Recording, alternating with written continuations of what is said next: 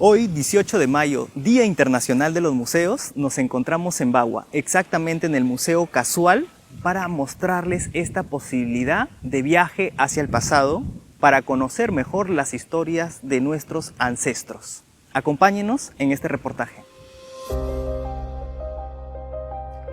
Ubicado en el caserío que lleva su nombre, el Museo Casual se encuentra a tan solo 12 kilómetros de la ciudad de Bagua, en la carretera que conduce al Pongo de Rentema.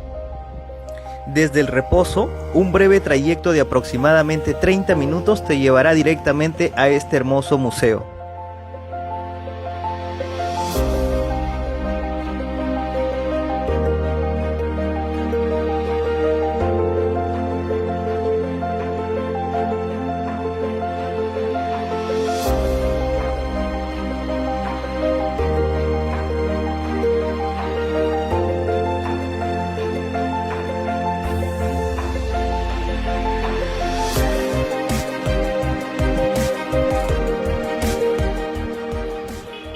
Buen día, mi nombre es Elvis Chugna, representante del colectivo cultural Nación Bagua. En esos momentos estamos en lo que conocemos como el Museo de Casual, que es una infraestructura cultural donde se develan, donde se muestran elementos asociados con la historia, con la arqueología, y esta infraestructura ha sido o nació desde la iniciativa popular de la misma población, de organizaciones que acudieron a diferentes reuniones como el presupuesto participativo distrital, provincial y regional, y donde colocaron estas ideas de los trabajos arqueológicos tanto en la provincia de Ucubamba y en Bagua, y justamente este Museo de Casual es producto de esas reuniones.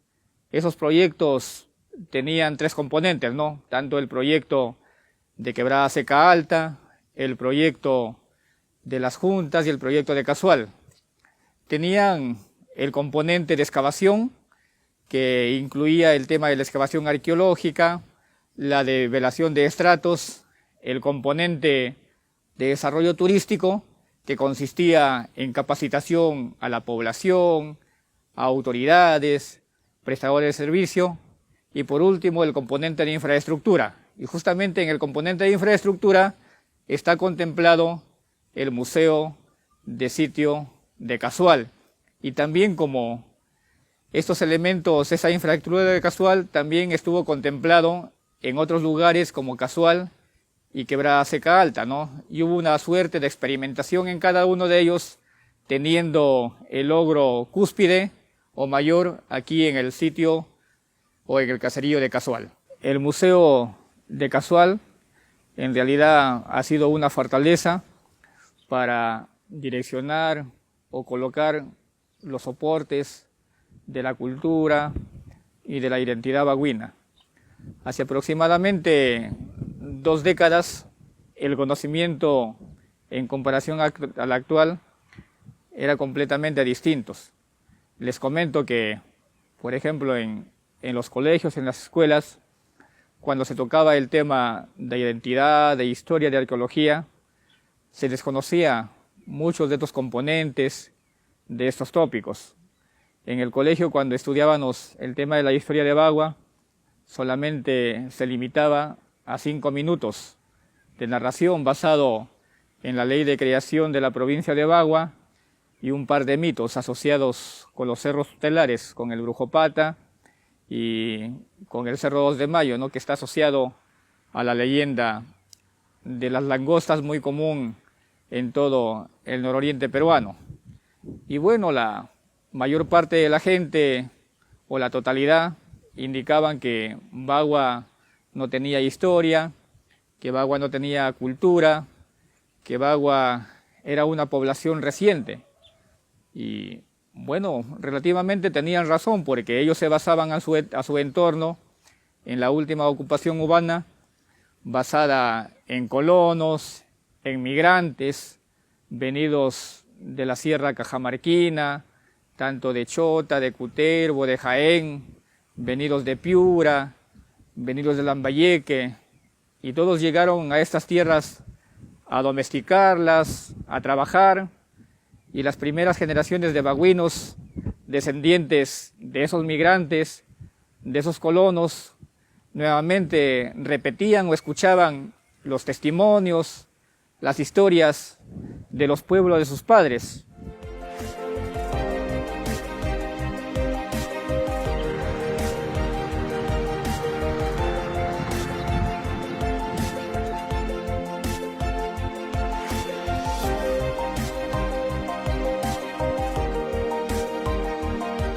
Bien, al Museo de Casual aún falta un conjunto de elementos para que continúe impartiendo su objetivo inicial, ¿no?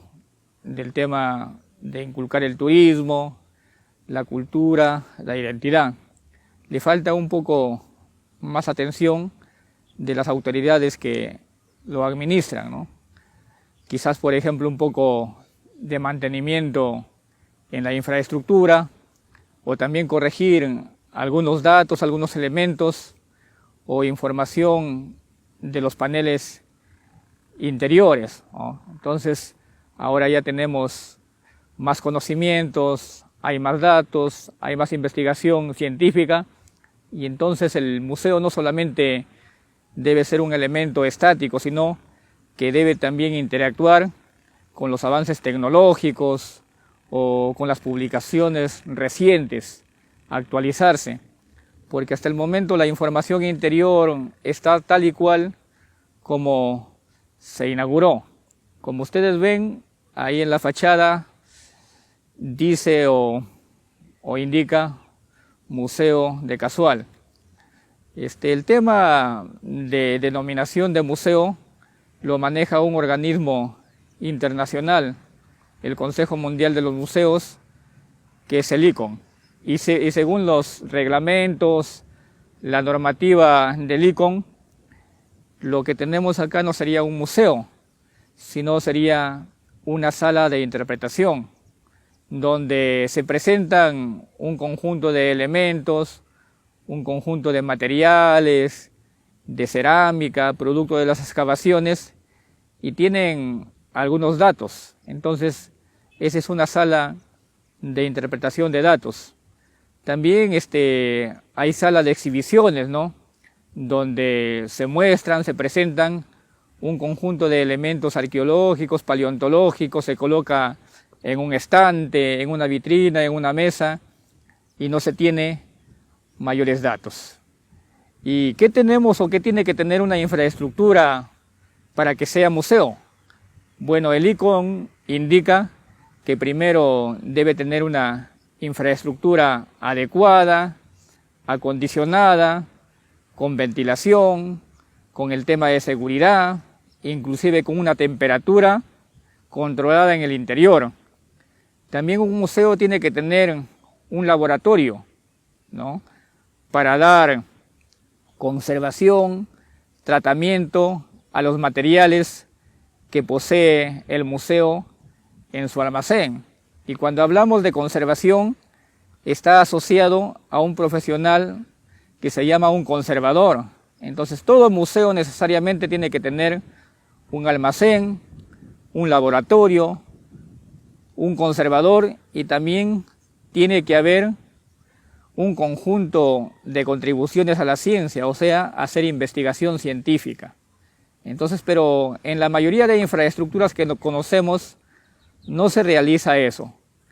Aquí, a nivel de la región Amazonas, el único museo que tenemos es el Museo de Leimebamba, que acoge todas las recomendaciones o tiene todos los requisitos que postula el Consejo Internacional de Museos, ¿no? Los territorios de Jaén, de Bagua, de San Ignacio, han sido unos lugares estratégicos, unos lugares claves. Según las investigaciones de la doctora Ruxay Solís, esos territorios de Bagua, Jaén, de San Ignacio, que también se lo conoce como la olla de Jaén, eran muy importantes, eran como una suerte de lugar de encuentro, como un lugar de mercado, ¿no? Y acá a esos territorios, a la olla de Jaén, llegaban gentes del litoral marítimo, gentes de la Amazonía, gentes también desde la parte del Ecuador, de Colombia, y llegaban a esos territorios a intercambiar sus productos. Es por eso que cuando nosotros vamos a un museo, ya sea de Jaén, de Bagua, de San Ignacio, vamos a encontrar los testimonios, los elementos que certifican este intercambio, que certifican que este lugar era como un mercado en esta zona. Es por eso que siempre encontramos unos moluscos, unas valvas rosadas, que son los espóndilus, ¿no? Los encontramos en toda Huaca. Y los espóndilus son los testimonios que a esta zona, a ese territorio, la Hoya de Jaén, llegaban gentes del Golfo de Guayaquil. Aquí también, por ejemplo, encontramos bastantes elementos propios de la región marítima, del litoral. También encontramos elementos propiamente de la Amazonía, de la floresta amazónica. Entonces, esos territorios, desde el amanecer de los tiempos, han sido ocupados por distintos grupos humanos, por distintos pueblos, distintas culturas, y lo demuestra la arqueología, y también lo demuestra la historia. Ahí, por ejemplo, tenemos la relación del capitán Diego Palomino, que llegó a Jaén en el siglo XVI, y en esa época a Diego Palomino le dieron los territorios de lo que ahora es San Ignacio, Jaén y Bagua, era su territorio de él. Entonces ahí él tiene un escrito, una relación que habla de los distintos grupos humanos, de los distintos grupos étnicos. Ahí habla, por ejemplo, en el territorio de Bagua, habla del grupo étnico Copayín, del grupo étnico Bagua. En la parte de Jaén y San Ignacio habla del grupo étnico Chamaya, Tomependa, Perico, del grupo étnico Chirinos.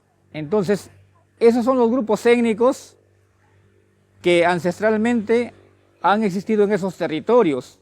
Inclusive Diego Palomino indica que esos grupos tenían idioma diferente.